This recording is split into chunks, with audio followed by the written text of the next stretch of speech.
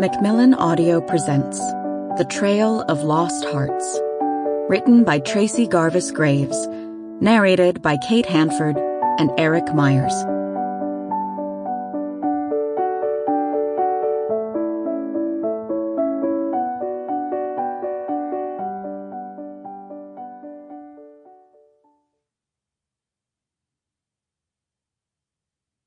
Chapter 1. It rains a lot in the Pacific Northwest. It's not like I didn't know this before my plane touched down in Oregon and I walked out of the airport into a steady drizzle. I know all about the area I've chosen to visit because I've prepared for it.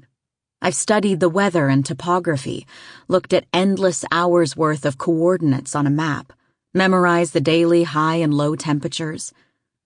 Nearly all the clothing I packed is waterproof, and my handheld GPS is state-of-the-art.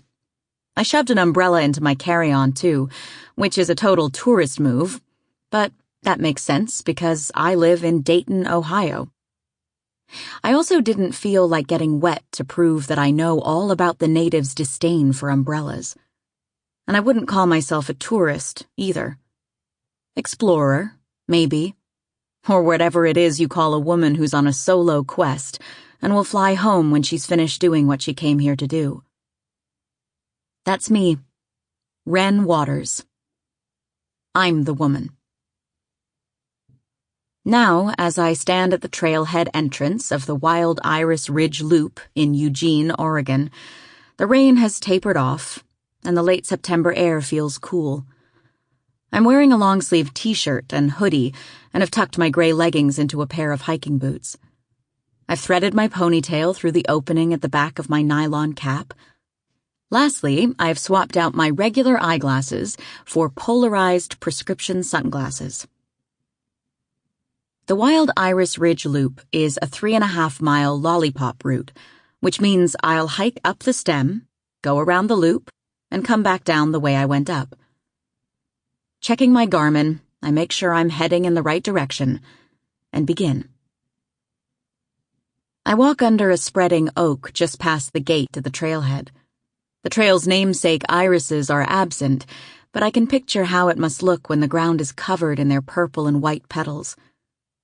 The large gravel trail goes straight uphill and runs alongside a power line corridor that clashes with the nature surrounding it.